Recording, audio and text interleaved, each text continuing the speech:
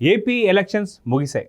అయితే మే 13న జరిగినటువంటి యొక్క పోలింగ్ లెక్కలు ఇప్పుడు తేలనున్నాయి.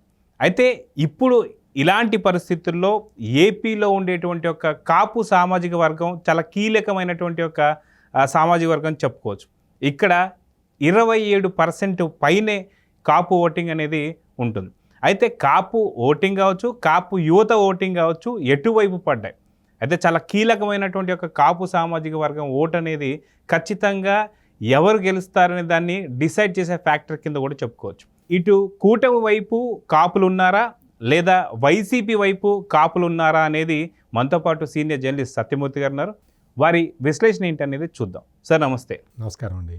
సార్, చాలా రసవత్తరంగా జరుగుతున్నటువంటి ఒక ఈ ఎన్నికల సంగ్రామంలో మే 13వ తారీఖు పోలింగ్ ముగిసింది. అయితే ఎవరైతే ఓటర్స్ ఉన్నారో వాళ్ళకి సంబంధించినట్టు ఓటు అయితే రిజర్వ్ అయితే చాలా భద్రంగా ఉందని చెప్పుకోవచ్చు. అయితే వీటిల్లో బాగా చాలా కీలకంగా చూసుకుంటే ఏపీలో 27 కన్నా మించినటువంటి ఒక కాపు ఓటింగ్ అనేది చాలా కీలకం అని తెలుసు. ఎందుకంటే ప్రతిసారి కాపు ఓటుకి సంబంధించి మనం ఎక్కువగా డిస్కస్ చేస్తుంటాం, వాళ్ళే డిసైడింగ్ ఫ్యాక్టర్ కింద కూడా చూస్తాం. అయితే ఈసారి అసలు కాపులు ఎటువైపు ఉన్నారు, అసలు కాపులు ఎటువైపు ఓటేసి ఉంటారు అనేది మీరు అనుకుంటున్నారు? ముందుగా మీకు ఒక విషయం చెప్తా. నా పేరు ఆరా మస్తాన్ కాదు. అంటే ఆ పేరు ఎందుకు చెప్పానని మీరు అనుకోవచ్చు. ఆరా మస్తాన్ ఏం చెప్పాడంటే మహిళలు ఎంత పర్సెంట్ ఓటేశారో చెప్పాడు.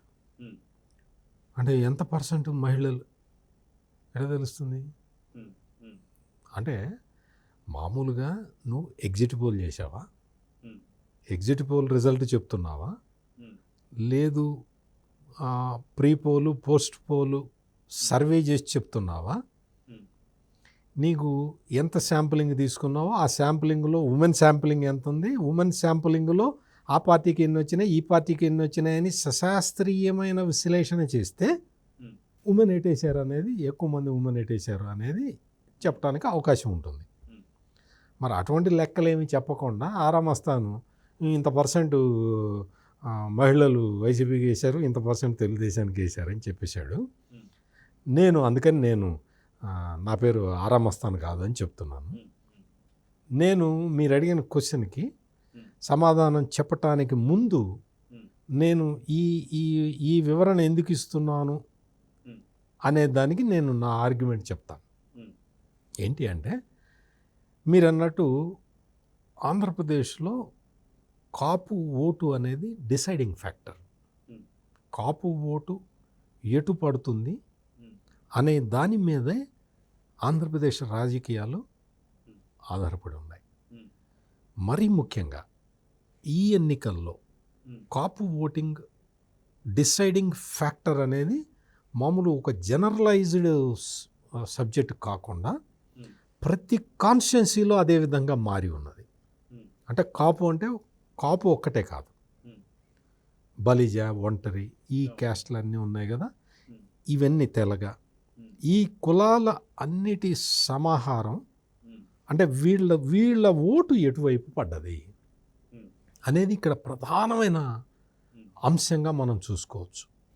ఇది ఎటు పడ్డది అనేది ఇప్పుడు మొత్తం ఈ వచ్చిన ఎగ్జిట్ పోల్స్లో వచ్చిన ఫలితాలని బేరీజ్ వేసుకున్న, ప్రీ పోలు పోస్ట్ పోలు సర్వేల గురించి చూసిన, జరుగుతున్న రాజకీయ పరిణామాలు బేరీజ్ వేసుకున్న మనం కాపు ఓటు ఎటువైపు మూవ్ అయిందని ఖచ్చితంగా చెప్పచ్చు. ఇక్కడ ఈ ఎన్నికల్లో కాపు ఓటు తెలుగుదేశం, జనసేన, బీజేపీ కూటమి వైపు మొగ్గు చూపింది అనేది మనం ఈ వస్తున్న already pre poll post poll సర్వేలు, మూడ్ ఆఫ్ ది నేషన్ సర్వేలు, ఆ తర్వాత ఇప్పుడు వచ్చిన ఎగ్జిట్ పోల్ సర్వేలు, వీటన్నిటి బట్టి మనం స్థూలంగా అర్థం చేసుకోవచ్చు. మెయిన్గా ఏంటి అంటే ఉమ్మడి తూర్పుగోదావరి జిల్లా, ఉమ్మడి పశ్చిమ గోదావరి జిల్లా, ఈ రెండు జిల్లాల్లో అసలు మొత్తం ఈ ఎగ్జిట్ పోల్స్ చూసినా, ప్రీ పోల్ సర్వేలు చూసినా, పోస్ట్ పోల్ సర్వేలు చూసినా వైసీపీ వాషౌట్ అయిపోయింది. అంటే వాస్తవ ఫలితాలు కొన్ని గంటల్లో వచ్చేస్తాయి. ఈ పోలింగ్ సరళి చూసినా కానీ, అంటే ఈ results survey exit polls post poll, pre poll ఈ సర్వేల ట్రెండ్ చూసినా కానీ ఉభయ గోదావరి జిల్లాల్లో వైసీపీకి ఒక్క సీటు కూడా వస్తున్న దాఖలాలు కనపట్టలేదు. ఏదో ఒకటో రెండో చోట్ల టైట్ కాంటెస్ట్లో వైసీపీ బయటపడచ్చు అనేదే వస్తున్నది. ఈ తరహా అంటే తూర్పు పశ్చిమ గోదావరి జిల్లాల్లో ఈ విధమైన ట్రెండ్ సెట్ కావటానికి కారణం కాపు ఓటు. అంటే మిగిలిన చోట్ల లేరా అని కాదు, మిగిలిన చోట్ల ఈ రెండు జిల్లాలని మనం పరిశీలిస్తే కాపు ఓటు ఎటువైపు మొగ్గింది అనేది మనం చెప్పచ్చు. అందుకోసం అని చెప్పి నేను ఆ రెండు జిల్లాలు చెప్తున్నాను. ఈ విధంగా చూసుకుంటే మీకు మొత్తం ఈ జనసేన తెలుగుదేశం పార్టీ కలవకుండా వైసీపీ శత విధాలా ప్రయత్నించటానికి కారణం ఇదే. అంటే కాపు ఓటుని ప్రభావితం చేయటానికి వైసీపీ ఏం చేసింది అంటే తెలుగుదేశం జనసేన మధ్య తగాదాలు సృష్టించటానికి చాలా ప్రయత్నాలు చేసింది. అంటే తెలుగుదేశాన్ని కమ్మ పార్టీగా ముద్ర వేసింది, జనసేనని కాపు పార్టీగా ముద్ర వేసింది. మొత్తం వైసీపీ సోషల్ మీడియా అంతా కూడా దీని మీద కాన్సన్ట్రేట్ చేశారు. వాస్తవానికి తెలుగుదేశం పార్టీ కమ్మ పార్టీ కాదు, తెలుగుదేశం పార్టీలో అన్ని వర్గాల ప్రజలు ఉంటారు. మెయిన్గా బీసీ వర్గాలు ఉంటాయి, ఎస్సీ వర్గాలు ఉంటాయి, ముస్లిం ఓటు బ్యాంక్ ఉన్నది తెలుగుదేశానికి. ఇవన్నీ ఉన్నా కానీ జగన్మోహన్ రెడ్డి అధికారంలోకి వచ్చిన మొదటి రోజు నుంచి కమ్మ వ్యతిరేకత, కమ్మ వ్యతిరేకత, కమ్మ వ్యతిరేకత అనే పాటే పాడుతూ వచ్చాడు. అంటే తెలుగుదేశం పార్టీని కమ్మ పార్టీగా ముద్ర వేయటానికి శత విధాల ప్రయత్నం చేసుకున్నాడు. అదేవిధంగా జనసేన పవన్ కళ్యాణ్ స్పష్టంగా ఇప్పటికి 1,00,000 సార్లు చెప్పుంటాడు, నాది క్యాస్ట్ బేస్డ్ పాలిటిక్స్ కావు, జనసేన పార్టీ క్యాస్ట్ బేస్డ్ కాదు, నేను పుట్టిన కులం బాగా ఉండాలి, నేను పుట్టిన కులంలో పేదరికం ఉండకూడదు, నేను పుట్టిన కులంలో యువకులు ప్రతిభావంతులైన యువకులకి మెరుగైన అవకాశాలు రావాలి అని నేను అనుకోవటంలో తప్పు లేదు అని చెప్పాడు. ఇదే జనసేన సిద్ధాంతం కూడా. అంటే కాపుల కోసం పెట్టిన పార్టీ కాదు, కాకపోతే పవన్ కళ్యాణ్ ఆ కులం వ్యక్తి కాబట్టి ఆ కులంలో పేదరికం ఉండకూడదు అని ఆశించటంలో తప్పే ఉంటుంది. అది క్యాస్టిజం ఎట్లా అవుతుంది? సో ఇది జనసేన సిద్ధాంతం. పవన్ కళ్యాణ్ అభిమానుల్లో కాపులే ఉండరు కదా, అన్ని కులాలు, అన్ని మతాలు, అన్ని వర్గాలు, అన్ని రకాల సామాజిక నేపథ్యం ఉన్న వాళ్ళందరూ ఉన్నారు పవన్ కళ్యాణ్ అభిమానుల్లో. పవన్ కళ్యాణ్ అభిమానుల్లో దాదాపు 95% జనసేన కార్యకర్తల్లాగా వాళ్ళు వచ్చేసారు, పని చేశారు. జగన్మోహన్ రెడ్డి ఏం చేశాడు అంటే ఈ పార్టీని కాపు పార్టీ, కాపు పార్టీ, కాపు పార్టీ అని ముద్ర వేయటానికి కొన్ని వేల కోట్ల రూపాయలు స్పెండ్ చేశాడు సోషల్ మీడియా ద్వారా. అదేవిధంగా కొంతమంది నాయకుల్ని తయారు చేసుకున్నాడు జగన్మోహన్ రెడ్డి.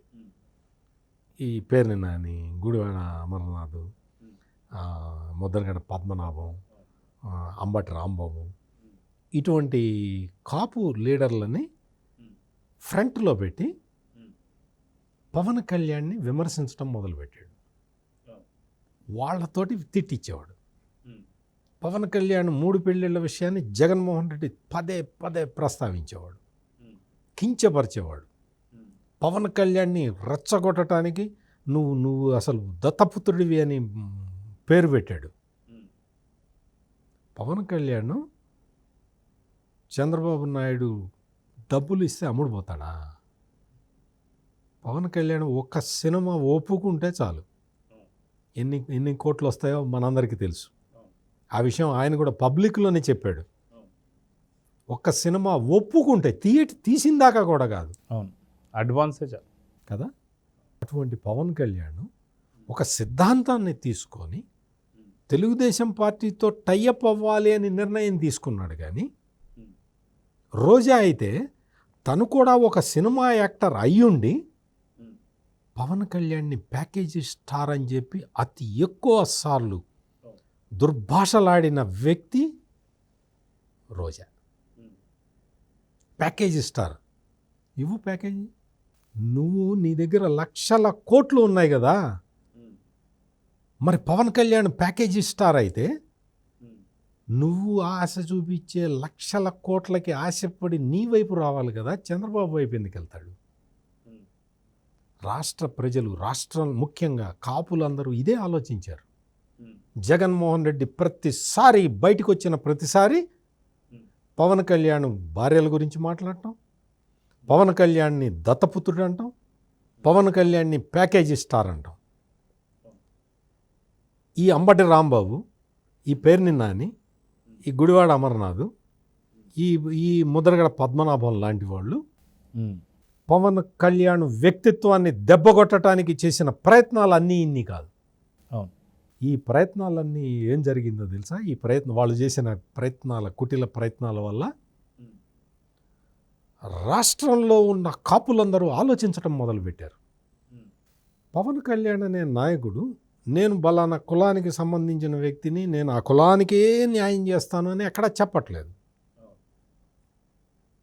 వీళ్ళెందుకు పదే పదే పదే పదే పవన్ కళ్యాణ్ వ్యక్తిగత జీవితం గురించి, పవన్ కళ్యాణ్ కులం గురించి ఎందుకు మాట్లాడుతున్నారని రాష్ట్రంలో, రాష్ట్ర వ్యాప్తంగా ఉన్న కాపులు, బలిజలు, తెలగలు, ఒంటరి, ఈ కులాల వాళ్ళందరూ కూడా ఆలోచించారు.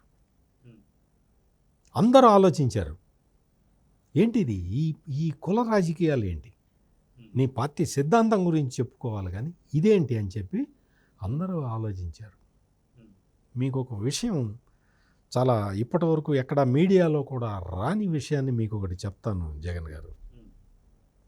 ఇక్కడ ఏమైంది అంటే, మొత్తం ఈ కాపు సంక్షేమ సంఘాలు, కాపు యూత్ ఆర్గనైజేషన్స్ చాలా ఉన్నాయి. అంటే డైరెక్ట్ కాపులకి ఉన్నాయి, బలిజలకి ఉన్నాయి, ఈ ఒంటరి, తెలగ, ఈ కులాలన్నిటికి కూడా వాటికి యూత్ అసోసియేషన్లు ఉన్నాయి, వాళ్ళ ప్రధాన సంఘాలు కూడా ఉన్నాయి. వీళ్ళందరూ ఏ మెసేజ్ షేర్ చేసుకున్నారో తెలుసా? కాపు కులంలో పుట్టిన ఎవరు కూడా ఈసారి వైసీపీకి ఓటు వేయద్దు, వైసీపీకి ఓటు వేయాలి అనుకుంటే ఈ కాపు సంఘం నుంచి బయటికి వెళ్ళండి అని చెప్పి మెసేజ్లు పాస్ చేసుకున్నారు. ఈ విషయం ఏ టీవీ ఛానల్ చూపించదు, ఏ వార్తాపత్రిక రాయలేదు, సోషల్ మీడియాలో ఎవరు చెప్పలేదు. నేను ఇప్పుడు అంత ఒక రకమైన ఈ వాతావరణం సద్దుమణిగింది కాబట్టి నేను ఈ రోజున మీకు చెప్తున్నాను, కాపు సంఘాలలో చాలా వరకు ఇదే మెసేజ్ స్ప్రెడ్ అయింది. మీకు కావాలంటే నేను నా వాట్సాప్లో ఉన్నాయి, నేను మీకు అవి కావాలంటే షేర్ చేస్తాను. అయితే మనం చూసుకుంటే ఎగ్జిట్ పోల్స్ వచ్చిన తర్వాత, ఎగ్జిట్ పోల్స్ జరుగుతున్న టైంలో కూడా నేషనల్ మీడియా కూడా పవన్ కళ్యాణ్ అండ్ కాపు సామాజిక వర్గం చాలా పెద్ద ఎత్తున డిస్కస్ జరిగింది. అసలు కాపు యువత కూడా ఎవరికి ఓటేసింది, అసలు ఎందుకని జగన్ని వీడారు అనే దాని మీద చాలా పెద్ద డిస్కషన్ అయింది. అంటే కాపు అనేది సామాజిక వర్గం ఇప్పుడు అంత పెద్ద స్థాయిలో ఒక డిసైడింగ్ ఫ్యాక్టర్ కింద అని చెప్పి అనుకోవచ్చు అంటారా? అసలు కాపులు ఎప్పుడు జగన్మోహన్ రెడ్డి వైపు ఆలోచించలేదండి. ఇది చాలా చాలా ఒక సమాజంలో ఉన్న ఒక దురభిప్రాయం. కాపులు రాజశేఖర్ రెడ్డితో కలిసి ప్రయాణం చేశారు. కాపులు ఆ రోజున ఉన్న రాజకీయ పరిస్థితుల్లో కాపులకి ఆల్టర్నేటివ్ లేక కాంగ్రెస్ పార్టీలో ఉండి రాజశేఖర్ రెడ్డితోటి కలిసి పనిచేశారు, జగన్మోహన్ రెడ్డితో కాదు. జగన్మోహన్ రెడ్డి తన తండ్రి వారసత్వాన్ని క్లెయిమ్ చేసుకుంటూ కాపు ఓట్లు నాకే వస్తాయి, నాకే వస్తాయి, నాకే వస్తాయని చెప్పుకున్నాడు. అంతే తప్ప కాపు ఓట్లు జగన్మోహన్ రెడ్డికి, అంటే గత ఎన్నికల్లో ఏమైంది అంటే, లాస్ట్ 2019 ఎన్నికల్లో ఏమైంది అంటే, కాపులకి సంబంధించి చంద్రబాబు నాయుడు రిజర్వేషన్లు ఇవ్వటం, ఈ రిజర్వేషన్లు అంటే ఎకనామికల్లీ బ్యాక్వర్డ్ క్లాస్కి 10% రిజర్వేషన్లు ఇవ్వాలి అని కేంద్రం నిర్ణయం తీసుకుంటే ఆ 10లో 5% రిజర్వేషన్లని కాపులకు ఇచ్చాడు చంద్రబాబు నాయుడు. దానికి సంబంధించి జస్టిఫికేషన్ చేస్తే కేంద్రం కూడా యాక్సెప్ట్ చేసింది. ఆర్థికంగా వెనుకబాటు ఉన్న పెద్ద సమూహం కాబట్టి ఈ పెద్ద సమూహంలో పేదరికాన్ని మనం తగ్గించగలిగితే సమాజాన్ని మనం బాగు చేసినట్టు అవుతుంది అన్న ఆలోచనని చంద్రబాబు నాయుడు పెడితే కేంద్ర ప్రభుత్వం కూడా యాక్సెప్ట్ చేసింది. ఎకనామికల్లీ బ్యాక్వర్డ్లో 5% కాపులకు ఇస్తే ఆ రిజర్వేషన్లని అమలు చేయకుండా జగన్మోహన్ రెడ్డి చెయ్యకపోగా కాపులకి నేను రిజర్వేషన్లు ఇవ్వను అని చెప్పాడు. ఒక ఆర్గ్యుమెంట్ ఏంటి అంటే కాపులకి రిజర్వేషన్లు ఇవ్వటం అంటే ఆర్థిక ప్రాతిపదిక మీద చంద్రబాబు నాయుడు సమాజంలో మార్పు తీసుకురావటానికి తీసుకున్న ఆ సాహసోపేతమైన నిర్ణయం వల్ల బీసీలలో ఒక అశాంతి వచ్చింది. ఆ అశాంతిని రేగ్గొట్టింది వైఎస్ఆర్ కాంగ్రెస్ పార్టీ. మిగిలిన బీసీ కులాలలో ఒక అపోహని ఎట్లా స్ప్రెడ్ చేశాడు అంటే జగన్మోహన్ రెడ్డి మీ వాటా రిజర్వేషన్లని చంద్రబాబు నాయుడు కాపులకు ఇచ్చేస్తున్నాడు అని ప్రచారం చేశాడు. దాంతో కొన్ని బీసీ కులాలు తెలుగుదేశం నుంచి దూరం అయిపోయినాయి. అందువల్ల 2019లో వచ్చిన రిజల్ట్ అది. అంటే అపోహ. ఈ రోజున ఇటు కాపులు తెలుసుకున్నారు, అటు ఇతర బీసీ కులాలు, ఆ బీసీ కులాలు కూడా ఒక ఇదిలోకి వచ్చినాయి. చంద్రబాబు నాయుడు చేసింది సమాజంలో ఉన్న పేద కాపులకి సహాయం చేయటానికి తప్ప మనకి నష్టం చేయటానికి కాదు అని బీసీ కులాలన్నీ కూడా అర్థం చేసుకున్నాయి. జగన్మోహన్ రెడ్డి మనకి తప్పు చెప్పాడు, ఒక తప్పు ఇన్ఫర్మేషన్ని మనకి ఇచ్చాడు, ఆ తప్పు ఇన్ఫర్మేషన్ని మనం నమ్మి పొరపాటు చేశాము అన్న రిపెంటెన్స్ వచ్చింది బీసీ కులాల్లో ప్లస్ కాపుల్లో కూడా. చంద్రబాబు నాయుడు మాత్రం ఆ రోజు ఏం చెప్పాడో ఈ రోజు అదే చెప్తూ ఉన్నాడు. అంటే తనకి రాజకీయంగా నష్టం జరిగింది అని తెలిసినా కూడా చంద్రబాబు నాయుడు తన స్టాండ్ని మార్చుకోలేదు. అంటే ఎందుకు చెప్తున్నానంటే ఈ నేపథ్యంలో జగన్మోహన్ రెడ్డి కాపుల్ని ఎంత రెచ్చగొట్టాలని చూసినా కానీ వాళ్ళందరూ కూడా ఈసారి మొన్న జరిగిన ఎన్నికల్లో తెలుగుదేశం కూటమికే ఓట్లు వేశారు అనేది నా ప్రధానమైన రీడింగ్. అది ఇక్కడ చూసుకుంటే ముద్రగడ పద్మనాభం కాపుకి సంబంధించి ఒక పెద్ద నేత, ఆయన ఆధ్వర్యంలోనే కాపులకు మంచి జరిగిద్ది అని చెప్పుకునేటువంటి ఒక నేత అని చెప్పుకోవచ్చు. అదేవిధంగా వైసీపీకి సంబంధించి చూసుకుంటే అంబటి రాంబాబు కావచ్చు, ఇంకో పక్కన చూసుకుంటే పేర్ని నాని కావచ్చు, వీళ్ళందరూ కూడా ఈ ఎలక్షన్స్కి బిఫోర్ నుంచే ఖచ్చితంగా పవన్ కళ్యాణ్ చాలా రకాల నిందలు వేస్తూ ఉన్నారు. ఆఖరికి పోలింగ్ అయిపోయిన తర్వాత కూడా వాళ్ళు చేసే వ్యాఖ్యలు మనం చూస్తూనే ఉంటాం. ఓ పక్కన పద్మనాభం ఒక కాపు సామాజిక వర్గ నేత అయ్యుండి కూడా రెడ్డిగా మార్చుకుంటా అనే దాన్ని కాపులు ఎలా తీసుకున్నారనుకోవచ్చు. ఇంకొకటి పేర్ని నాని వచ్చేసి ఖచ్చితంగా పవన్ కళ్యాణ్ పిఠాపురంలో గెలిస్తే బట్టలు ఇప్పేస్తా అని చెప్పేసి అంటాం కావచ్చు, లేదా అంబటి రాంబాబు చేసిన ఎలిగేషన్స్ కావచ్చు. ఎందుకంటే సొంత కూతురు ఏదైతే అల్లుడు చేసినటువంటి కామెంట్స్ వెనుక కూడా పవన్ కళ్యాణ్ దగ్గరుండి చేయించాడు అని చెప్పే మాటలు. సో ఇవన్నీ కూడా ఖచ్చితంగా పబ్లిక్ వినిన తర్వాతే చాలా పెద్ద డెసిషన్ తీసుకున్నారని చెప్పి అనుకోవచ్చా కాపు సామాజిక వర్గం? ఖచ్చితంగా. మీకు అసలు మొత్తం ఎలక్షన్ ప్రాసెస్ మొదలైన తర్వాత ముద్రగడ పద్మనాభం ఇచ్చిన ప్రతి స్టేట్మెంటు జగన్మోహన్ రెడ్డికి నష్టం చేసింది, కాపులకి ఆగ్రహం తెప్పించింది. ముద్రగడ పద్మనాభం మాట్లాడిన ప్రతి మాట కాపుల గుండెల్ని తొలచివేసింది. కాపులు అందరూ కూడా రియాక్ట్ అయ్యారు. ఎంత రియాక్ట్ అయ్యారు అంటే ఆఖరికి ముద్రగడ పద్మనాభం కూతురు కూడా మా నాన్న మాట్లాడుతున్నది తప్పు అని చెప్పింది బయటకు వచ్చి. అంటే ఈ తరహాలో కాపు యూత్ అంతా కూడా ముద్రగడ పద్మనాభం మాట్లాడిన మాటలతోటి గాయపడ్డారు. ఆ ఎఫెక్ట్ ఒక పిఠాపురంకే పరిమితం కాలేదు, రాష్ట్రం మొత్తం across the state Mudragada Padmanabham మాటల వల్ల మొత్తం కాపులందరూ యునైట్ అయిపోయి తెలుగుదేశం కూటమి వైపు మొగ్గు చూపారు.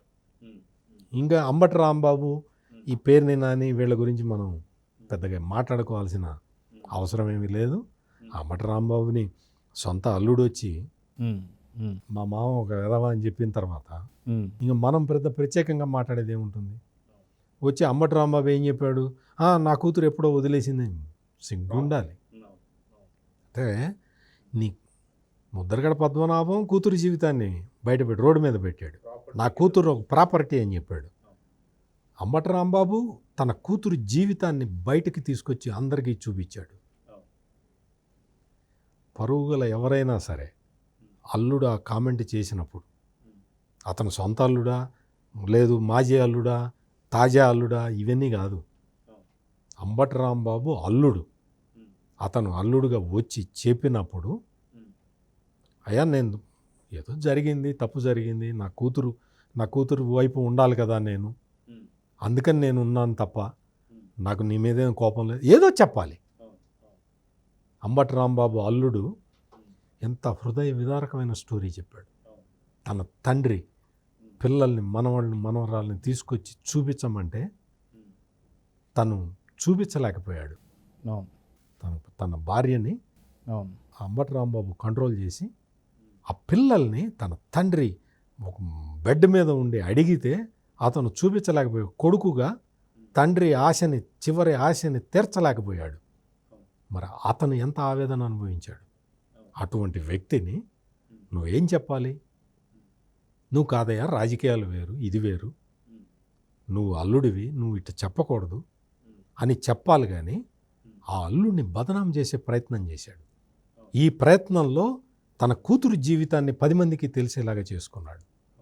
అంటే ఎందుకు చెప్తున్నానంటే, నీ ప్రజల సంగతి పక్కన పెట్టు, నువ్వు పుట్టిన కులం సంగతి పక్కన పెట్టు, నువ్వు సంపాదించిన అక్రమస్తుల సంగతి పక్కన పెట్టు, సొంత కూతుర్లని రోడ్డున పడేసుకునే వీళ్ళ అని కాపు జాతి మొత్తం ఆలోచించింది. ముద్రగడ పద్మనాభం ఆ పవన్ కళ్యాణ్ ఏం చెప్పాడు? అమ్మా, నువ్వు ఎలక్షన్లకు సంబంధించి ఆమె పార్టీలో చేరటానికి వచ్చింది. జనసేన పార్టీలో చేరటానికి వస్తే, భర్తతో సహా ముద్రగడ పద్మనాభం కూతురు వస్తే పవన్ కళ్యాణ్ నో అన్నాడు. నాకు వద్దమ్మా, తండ్రి నుంచి కూతుర్ని విడదీశాను అన్న పేరు నాకు వద్దు, నువ్వు నా పార్టీలో చేరద్ద తల్లి, నీకింకా నిన్ను మీ నాన్న ఇంటికి తీసుకెళ్ళి మీ ఇద్దరి మధ్య నేను కూర్చొని నేను మీకు రాజీ చేస్తాను తల్లి అని పవన్ కళ్యాణ్ చెబితే ముద్రగడ పద్మనాభం ఏమన్నాడు తెలుసా? రావద్దు, పవన్ కళ్యాణ్ నా ఇంటికి రావద్దు, నా కూతురుని తీసుకురావద్దు, నా కూతురు కూడా రావడానికి వీల్లేదు అని చెప్పాడు. నేను చచ్చినా రావద్దు అన్నట్టు మాట్లాడాడు. ఎంత హృదయ విదారకమైన. ఇప్పుడు పవన్ కళ్యాణ్ చేసిన పని కొన్ని కోట్ల మంది మహిళల్ని కదిలించింది. నువ్వు రావద్దమ్మా, నా పార్టీలోకి రావద్దు, తండ్రిని తండ్రికి నీకు తగాదా పెట్టాను అన్న చెడ్డ పేరు నాకు రాకూడదు తల్లి అని చెప్పాడు. అది పవన్ కళ్యాణ్ మనస్తత్వం. ఇక్కడ ముద్రగడ పద్మనాభం, ఇక్కడ అంబటి రాంబాబు చేసిన పనులు చూసిన తర్వాత వాళ్ళు అసలు కాపు జాతికి ప్రతినిధులు అని కాపు జాతి అనుకుంటుందా? జగన్మోహన్ రెడ్డి ఎంత ప్రయత్నం చేసినా, కులాల మధ్య చిచ్చు పెట్టాలని ఎంత ప్రయత్నం చేసినా కానీ ఆటలు సాగలేదు. మొత్తం నా ఉద్దేశం ప్రకారం కాపు ఓటింగ్ మొత్తం కూడా, అంటే మెజారిటీ కాపు ఓటింగ్ అంతా కూడా తెలుగుదేశం కూటమికే ఫేవర్గా ఉన్నది. సో చూద్దాం సార్, ఇప్పటి నుంచే ఫలితాలు మొదలవడం స్టార్ట్ అవుతున్నాయి. ఒక్కొక్క దగ్గర కూడా స్టార్ట్ అవుతుంది. మీరు అన్నట్టు కొంత కూటమికి పూర్తి స్థాయిలో మద్దతు ఉన్నట్టు కూడా కొంత మనకి కనిపిస్తున్నాయి రిజల్ట్స్ కూడా. చూద్దాం, ఖచ్చితంగా ఇంకొద్ది గంటల్లోనే పూర్తి స్థాయిగా మనకి రిజల్ట్ రాబోతున్నాయి. కాబట్టి పూర్తి కాపు ఓటింగ్ అనేది ఎటు పడింది అనేది కంప్లీట్గా మనకి మరికొద్ది గంటల్లో ఫిగర్స్ రాబోతున్నాయి. చూద్దాం. నమస్తే. నమస్కారం అండి.